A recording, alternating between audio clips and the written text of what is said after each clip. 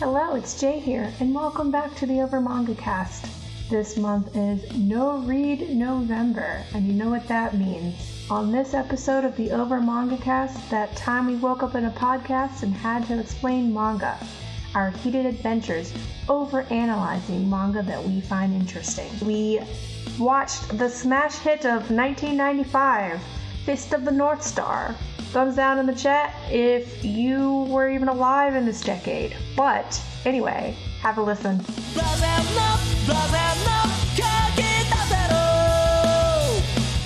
Hello everyone, and welcome back to the Over Manga Cast and No Read November. My name is Sam, and as always, here at the top of the show, we talk about what our familiarity with the franchise we watched this week is. For me, Fist of the North Star, all I know is memes. I know Amaiwomo Shindaru, I know you call throwing dynamite a martial art, and that's about it. Jacob, how about you? I only know the Amaiwomo Shindaru scene, though I have watched the whole scene start to finish because that has been uploaded on YouTube because the series is that old. I know that JoJo's in particular very heavily satirizes Fist of the North Star because it was the big shonen before JoJo's and Dragon Ball took over the shonen world and have been the thing people have been cribbing from ever since. So, by association? Matt, how about you? I only know about Fist of the North Star because early on in the podcast, someone recommended we read the first couple of volumes when they got re-released. And I looked into it, and I thought they were too expensive to want to deal with at the time. So I said I'd come back to it later when they went on sale, and now we're here. And Jay. I probably have the least exposure to Fist of the North Star, just because I've only heard of the memes and the source material, but at no point did I ever make the effort to engage with the source material at any point until now. And I feel like this might be the first movie we've watched for No Read November where it's an active detriment to not know what the hell is going on already. Because this movie is plotted out in a very strange way. We start out in medias res with our boy Kenshiro wandering the wastelands, having random flashbacks until we have the one flashback that explains everything 45 minutes in. But we're getting ahead of ourselves. Much like this movie. Yes. Kenshiro, who has a very square jaw. Most of the characters have an extraordinarily square jaw. If you've ever seen any 80s action flick or watched Best of the Worst on YouTube, you know the caricature we're talking about. And everyone has sky blue eyes.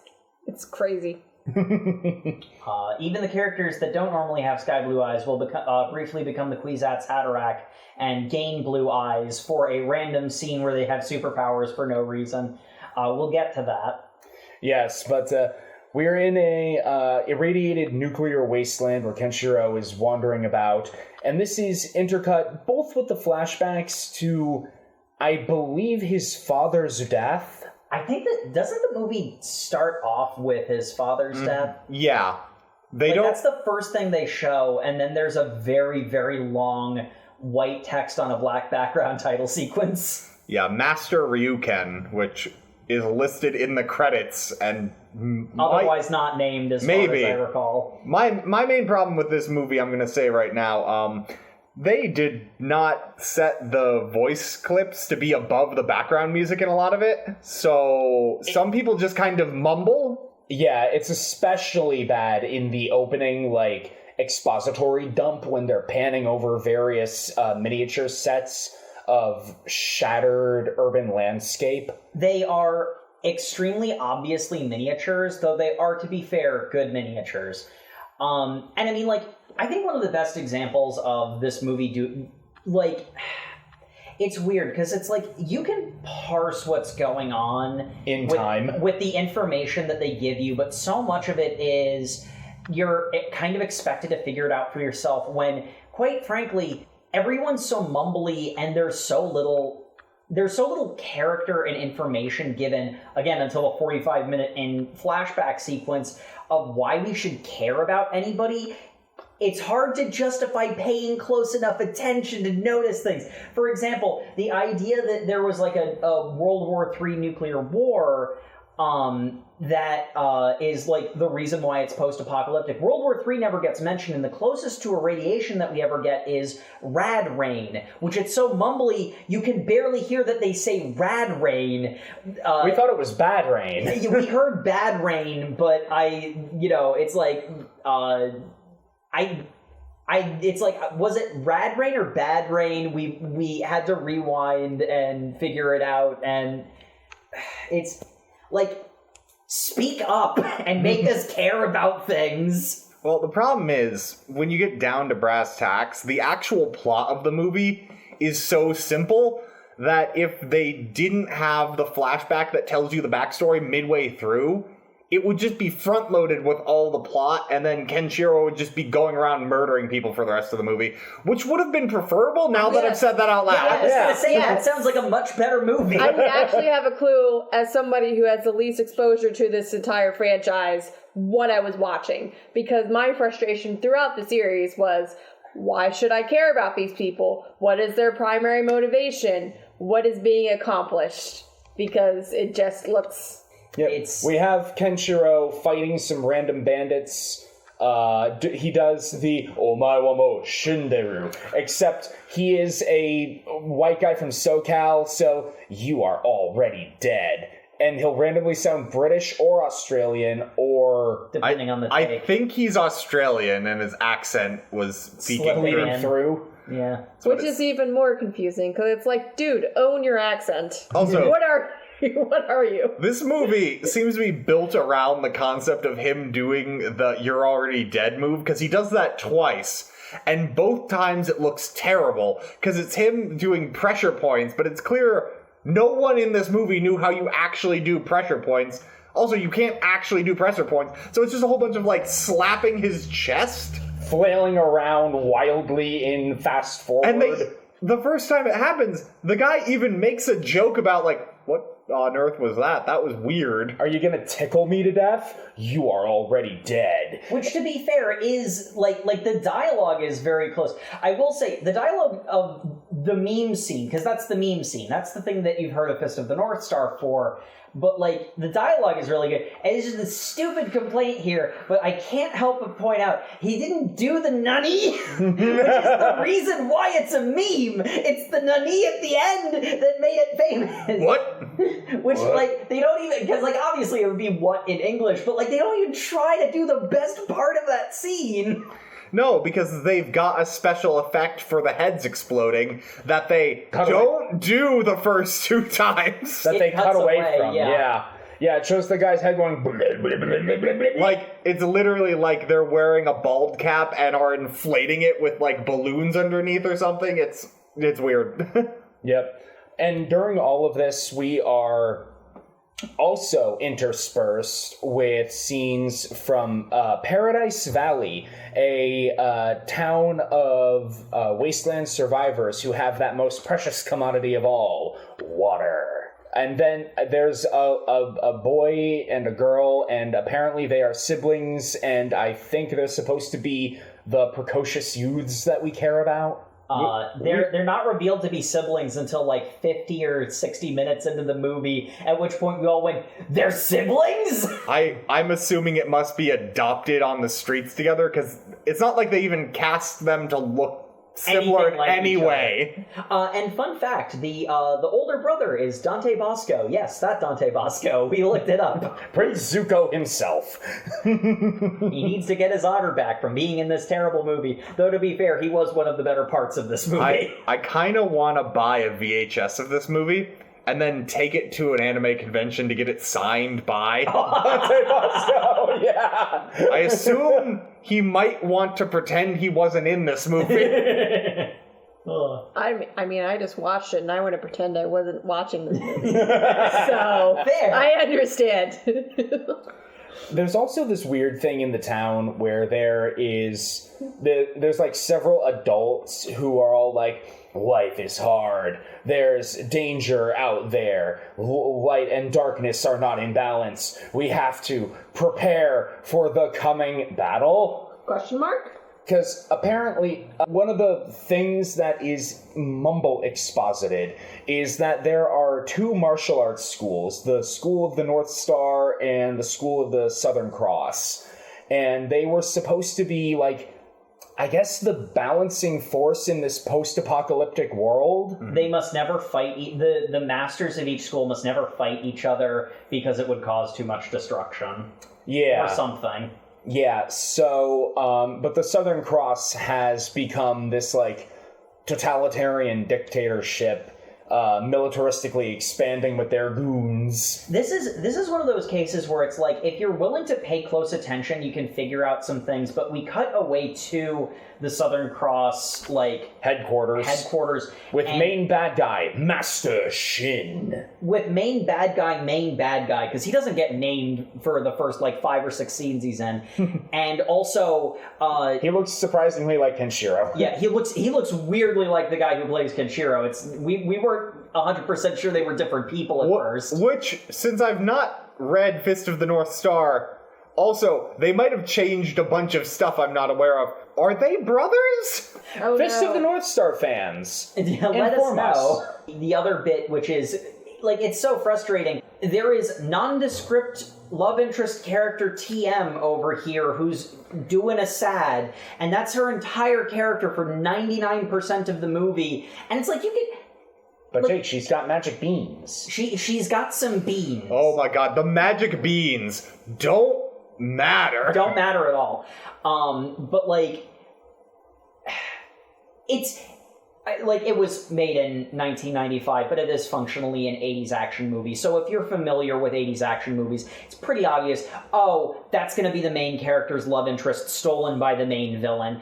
Okay, like, fine. But, like, the movie does nothing to explain that itself. It just assumes you're going to know that, which is annoying. Until halfway through, when it shows you the backstory that explains that Julia, my fiancé... Kenshiro, no! I'm being kidnapped and you're being murdered! Ah! But that's again, 45 minutes into this hour-and-a-half long movie, so... Yeah. So if you've made it this far, it's a big aha moment of, wow, I wish I had figured this out within the past 15 minutes. But regardless, Kenshiro fought some bandits, and now he's in Paradise Valley. He's having weird flashbacks that don't quite tell you all the story, and we get a little subplot with Prince Zuko, whose character's name I forget. Bat, and then Lynn. I remember Lynn's name is. They say hers a lot. She's the one whose name gets shouted the most. She is a little girl. I guess the actress is probably like 8, I would assume. Something like that. It's dubbed with an adult woman's, like, screams most of the time. Her dialogue is definitely the little girl, but every time it's a scream, it is aggressively obvious that it's not her scream. It sounds like a stock scream. Regardless, we find out Lynn is blind, and it doesn't come up much other than them telling you she's blind, which, much like Full Metal Alchemist. The episode. So Kenshiro, after beating up some bandits, doing the thing, he just kind of shows up in Paradise Valley. Like, it's hilarious because he broke into Bat and Lynn's home to escape the Rad Rain, and he's just meditating there, and Bat's like, who are you? How did you get in here? And Kenshiro just walks over to Lynn, and it's like, you're blind? Let me do some weird kung fu hand motions on your head. By weird kung fu hand motions, I can only assume the script said, I don't know, do mystic Chinese stuff? Because he kind of just waves his hand, and then pokes her in the temples. I will say, one line that I found funny that was mumbled, and I don't know if my co-hosts even noticed it, when Bat is like, what are you doing in here? Kenshiro's response is, breathing. Well, if you want to keep breathing, you better leave. Oh yeah, I remember that. I thought like shockingly decent one-liners pop up like maybe 5 times. Honestly, shockingly decent one-liners pop up what you would expect them to if this was a good movie. There's potential in this. It needs to be re-edited from the ground up, which is probably not worth the effort. I mean, honestly, that seems to be the problem, is the editing in this is just bad. Yeah. Like, the script is passable. It's an action movie. Yeah, the script is good for the action movie it's trying to be. The acting is fine. There's nothing wrong with the costumes are kind of cheap, but like it's Fist of the North Star. They don't need to be expensive. Yeah.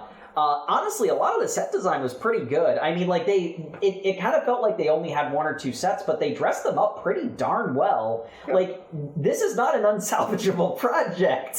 Mm-hmm. You just had to, care about it. Yeah, which is what was lost in the edit. So regardless, Jesus Kenshiro cures this girl's blindness. And then just leaves. They don't explain how he can do that in the movie, so... It never comes up again, either. I just really like how there's, like, a reverse shot of Lynn's, like, blankly staring face, and Kenshiro's very serious, focused face of doing magic, and he just kind of looks constipated. One of his eyes is sort of crossed. And it's just like, that's the first thing you're gonna see when your psychosomatic blindness is restored? Because her eyes aren't damaged. They just refuse to see after she witnessed her parents' murder at the hands of the Crossmen. Psychosomatic. Yeah. Oh my god, does that mean that they're actually siblings? Like, is that supposed to imply that they actually are siblings, despite the fact that they look nothing like each other? I have no idea. All I do know is that after that, Bat just kind of follows Kenshiro around for a while. Well, there is a scene where the powers that be at Paradise Valley are like, hey, the Southern Cross is coming, and there's one guy who wants to negotiate with them.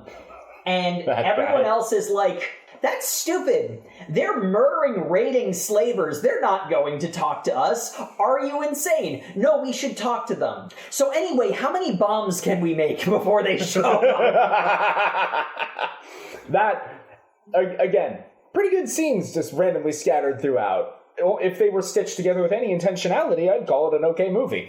Yeah, but regardless, Kenshiro has no interest in, like, staying by to defend the town from the Crossmen, or the Southern Cross Goons, or whatever. Yeah. So he leaves, but unfortunately, the second he leaves, basically, the Crossmen do come and attack the town. In a very, very, very extended murder sequence of them just riding through the town, causing havoc, setting things on fire, setting people on fire, shooting people. And there's one particular atrocity that they keep coming back to. It's a woman being captured and, forcibly disrobed. It's one of those by ones where it's like a huge, like, scrum of dudes. Strictly speaking, it doesn't really cross any lines. It's not that graphic. The thing that makes it irritating to me personally is how freaking long the scene is. It just lingers on this. Like, they're raping and pillaging. They're raiders. That makes sense. And they don't do anything super distasteful. But, like, the fact that it just goes on for so long, it gets annoying at a point. Yeah. Like, we get it. They're evil. Move on. And then the two named I say named, only one of them's really named, but the two, like, primary Crossmen that we care about. One I call Mr. Scales because he's got, like, weird desiccated parts of his face that look like scales. And Jackal, the, like, main Crossman goon, he's all disfigured and has a bunch of leather straps, like, holding his head together. They walk in on this scene, and Mr. Scales goes over and shoots the woman to death before, they can do the thing to her. And Jackal says, "It ain't easy being sleazy." He has a bunch of weirdly good one-liners. I don't know why he does that. Honestly, it'd be better if it just, was all improvised. I wouldn't be surprised if it was. Oh, but yeah. So they're kind of just going around interrogating, and then Lynn makes the mistake of mentioning Kenshiro was there. Well, it does save her life, because she was going to go in the hydraulic guillotine. Well, oh my god. save her life. The hydraulic guillotine scene is another one. Okay, this one lasted forever, but it was also absurd and kind of funny, so I was okay with this one lingering. Yeah, Lynn gets captured. She's refusing to, capitulate to their demands, so Jackal's like, put her in the guillotine, and, she's locked in there, and she's like, Kenshiro, we'll get you back for this, and Jackal's like, Kenshiro, you say? The man with 7 wounds? Yeah?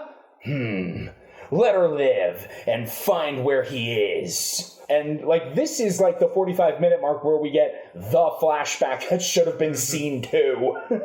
Which, really, to just summarize, is... So, Shin...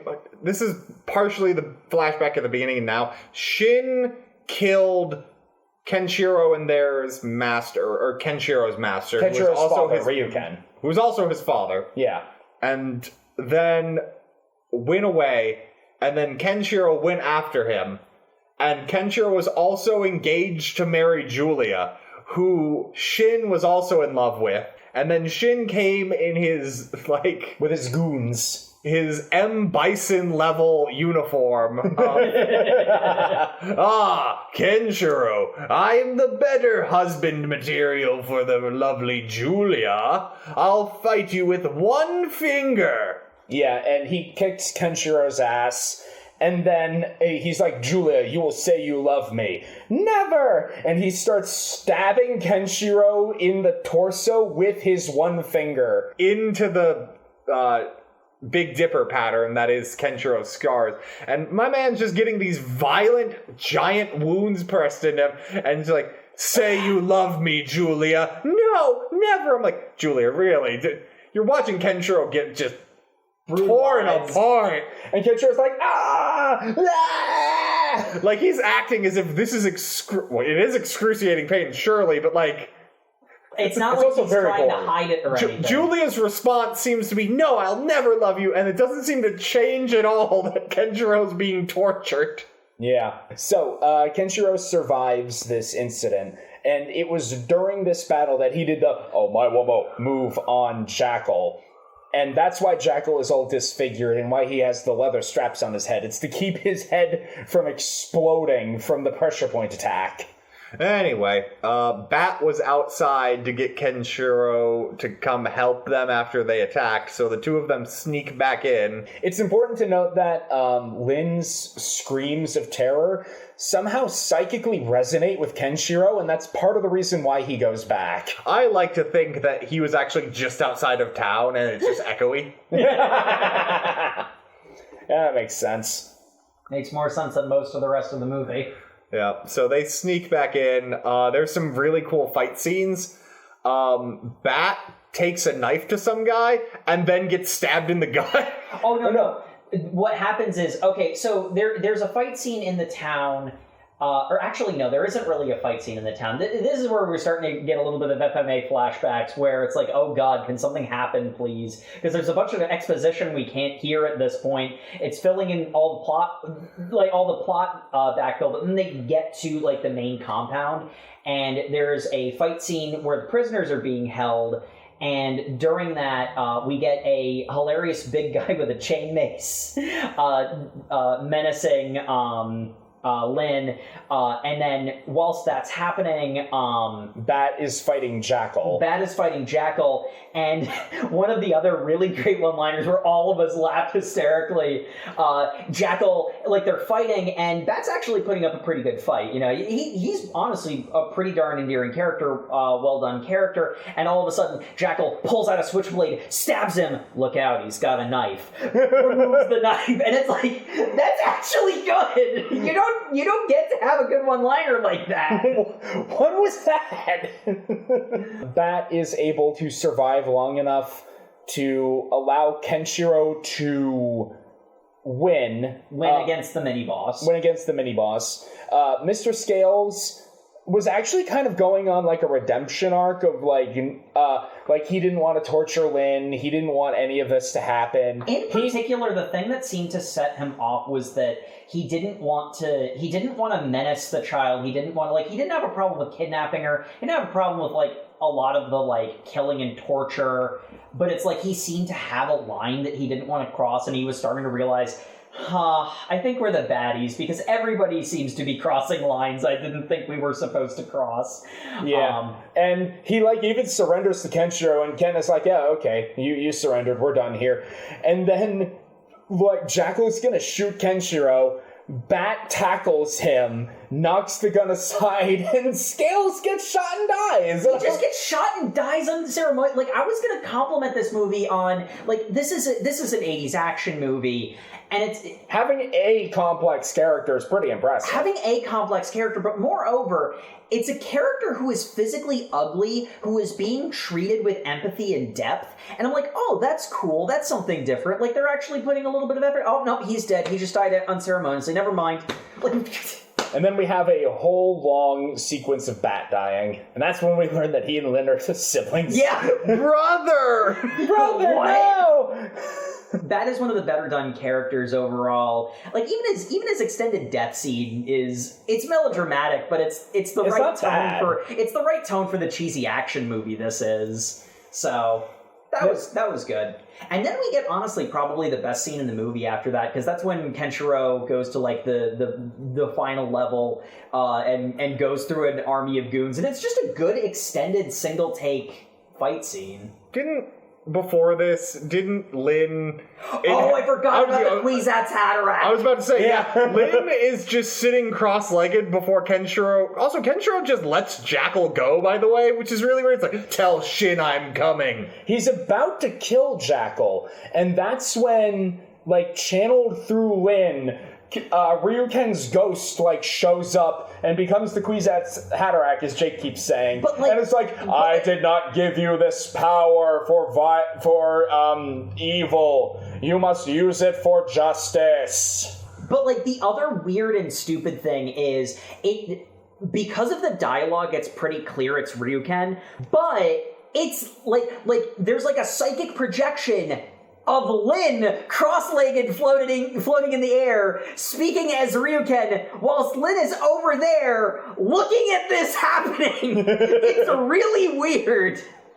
Again, it's probably the edit. There was probably shots spliced incorrectly that resulted in this stupidity. Also, you could have just had Ryuken's spirit show up, completely independent of everything else, and it would have been significantly clearer. 100%, they did not get Ryuken's actor back for this. Because he was more famous than the majority of this movie, and only shows up in the opening scene. They do that nonsense to get, like, a big-name actor in the first 5 minutes. That was Malcolm McDowell. Yeah. Yeah, so, and we actually didn't talk about one of the flashbacks that was maybe the funniest one, where Ryuken appears as a zombie to Kenshiro, which was just weird, because it's like he's there in voiceover a couple of times, but he is only in that first scene. Mm-hmm.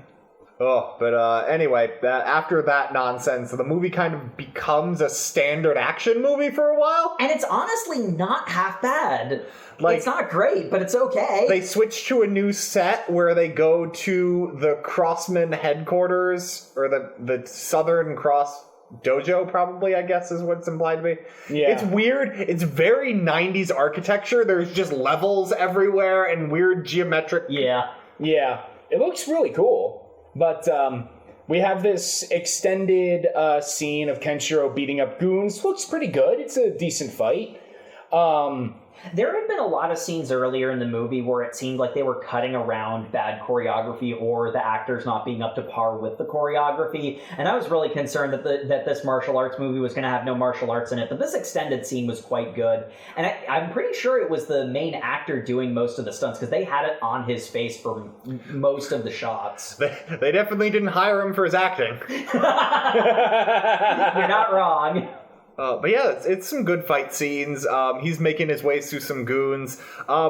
Meanwhile, Shin is told Jackal when he arrives back, yes, Julia's in the dungeons. If she won't love me, you can kill her. Does he say that? I thought he said don't... Keep her safe. He said keep her safe, and whatever happens, she must not know that Kenshiro lives. Kenshiro can't know she lives.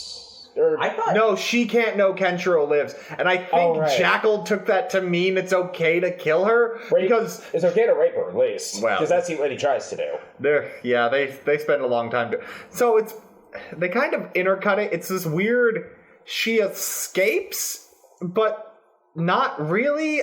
She doesn't escape the, like, weird machinery dungeon that he was keeping her in. It turns into an extended chase scene that's honestly not a terrible parallel with Kenshiro's fight. Mm-hmm. It's one of those ones where if I gave a crap about literally any of these characters, I'd probably be impressed by this. Because there's a couple places where the ebb and flow of the physical martial arts battle is a good parallel to the battle of the sort of more cerebral battle of the cat and mouse chase. Mm-hmm. It's not.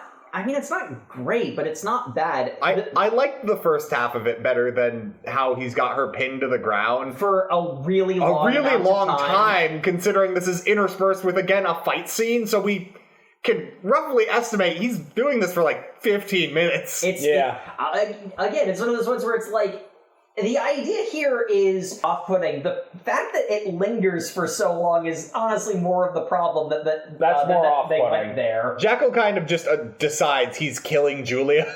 For some reason. Yeah, no, this comes almost out of nowhere. But we have the fight scene with Shin and Kenshiro. It's actually a pretty decent fight. You can probably find the clip on YouTube. But it's like Kenshiro's kicking his ass. He's kicking his ass. Mm-hmm. And then Shin's just like, Julia's dead. And Ken's like, no! And so his ass is getting kicked, and his ass is getting kicked. And we didn't mention it before, but Shin has this, like, ultimate, like, quivering palm move where with really bad special effects. Yeah, his hand glows, and he, like... Oh, those are cutting edge for the time. Does my hand smell weird to you? And then, like... It cuts open your, like, biceps and makes your chest explode. And, like, Kenshiro's all covered in blood. He does this to a goon earlier to establish the finishing move and also how evil he is. He does the I'm evil, so I kill one of my minions bit. So he does this move to Kenshiro. And another thing we have kind of skimmed over is that Julia has what we call the magic beans, but they're really like seeds from, I guess, before the apocalypse, because they're supposed to be able to like bring plants or something. I don't know. Yeah, Kenshiro entrusted them to her. It's very much the case where it's not explained because this is a very well-trodden type of movie. You can presume that it's the Wally boot, basically, is what it is. Yeah, and one of the seeds in an earlier scuffle between Julia and Shin fell into a crack in the floor and began to focus on that crack so much. I can only presume they're on the top floor, so I don't know what soil it's sprouting into, but it's sprouting all right. Yeah. And that gives Kenshiro his second wind, and he's able to turn the tables and finally defeat Shin. And then a weird thing happens at the end where Kenshiro's like, were you lying? Is Julia alive? And Shin, who's sitting here like, he's about to kill me regardless of my answer, and if I lie, he's just going to be able to find her and know that she's fine. Because under my orders, he doesn't know about Jackal trying to kill her. Yeah. Under my orders, she should be safe and sound. He lies and says she is dead anyway. Like, he's going to find out in like 45 seconds. Why did you do that? Spite. That's why. Spite. Okay, so we cut back to Julia, who has been getting attacked by Jackal for a while now, yeah. Yeah, and he does something where he threatens her in such a way that actually gives her the ability to get out, grab the strand of his leather strapped to his thing, and it gets trapped in a rotating gear. It's so funny because the way it works is like they show shots emphasizing the dangling strap, and you're like, oh, she's gonna pull the thing off and it's gonna make his head explode.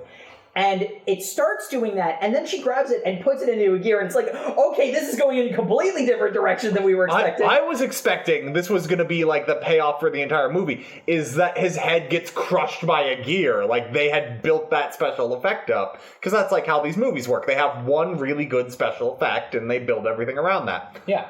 But no, the gear just also pulls the leather bands off, and then we do get the full head exploding effect now. Yeah. Which is cool. Which, yeah, no, it's not bad. It's given its time period and budget, it's exactly what you expect. But you know what?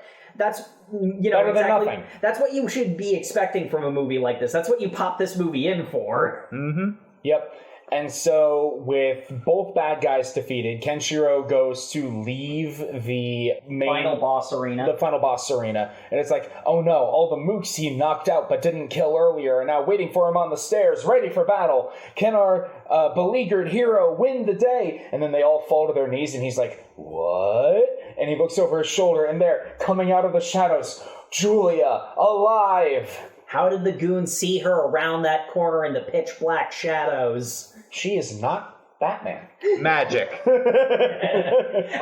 It's a stupid question to ask. It's one of these movies, that's why it's the dramatic shot, but I can't help but point it out. So with all the goons kneeling on the stairs like knights sworn to a king... Because apparently she's a princess. This has been mentioned in passing a few times. It does not come up at any point. Julia and Kenshiro hug.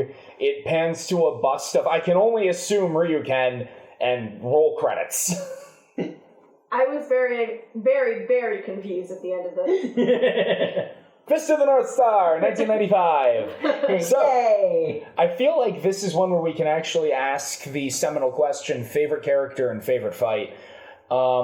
That, I guess, for being a character. No, I take it back. My favorite character is Mr. Scales. I think he actually has a name. I don't know what it is. But he was the most complex and interesting character in this entire show, and he deserved better.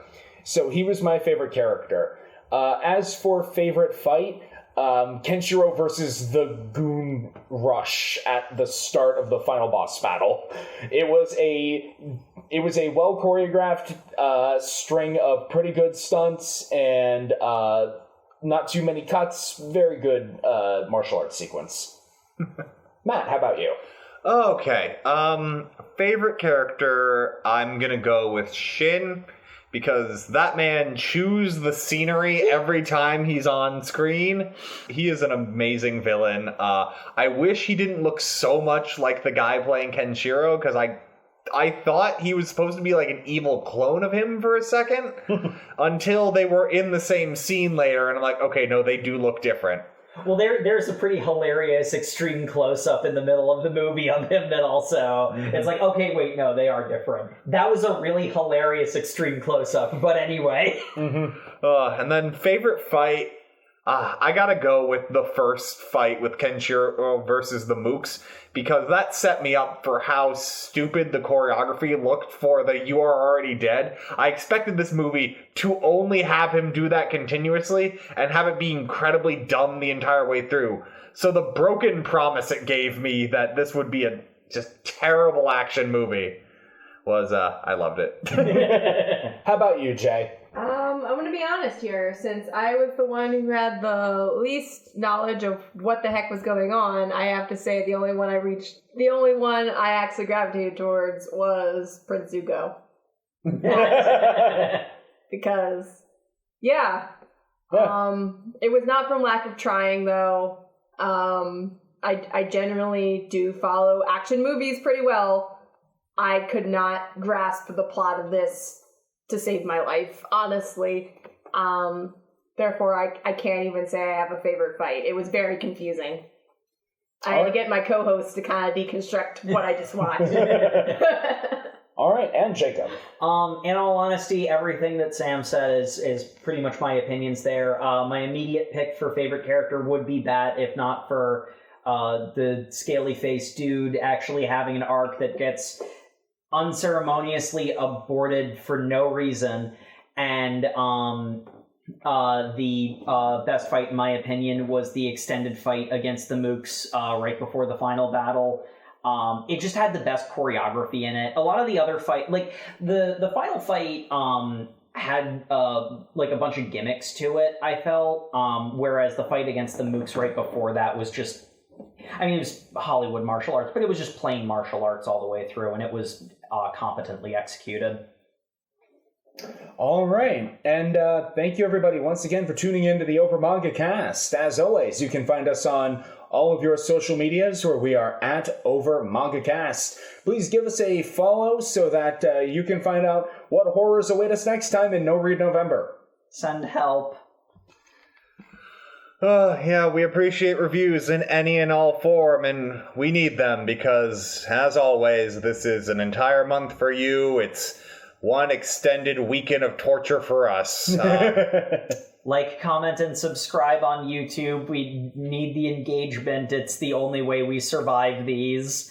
We also have overmangacast.com where you can also comment. The YouTube's on a 2-week delay, but Overmangacast is all of our newest stuff. So, you people on YouTube, I hope you're having a fun middle of December with a good old Christmas season. Well, I guess no, this is coming out second, so... Third? Second? Oh god, I can't remember. Space is warped and time is bendable, much like both of the movies that we just watched. Indeed. And make sure to tune in next week where we are going to be continuing this panoply of pain with... Hey guys, it's Editing Sam, your favorite fourth dimensional fifth co-host of the show. November has 5 Thursdays in it, and we watched 4 movies, so we're reading Scott Pilgrim, Volumes 1 and 2. Read that if you're keeping up with the show. And, yeah, we'll see you next Thursday. Good night, everybody. Good night. Good night. Now, personally, I want to know how we've had a movie that was way too long and nothing but exposition, where I didn't care about anything what was happening, and now we have a movie that was too short and had literally 0 exposition, and I still didn't care about anything that was happening.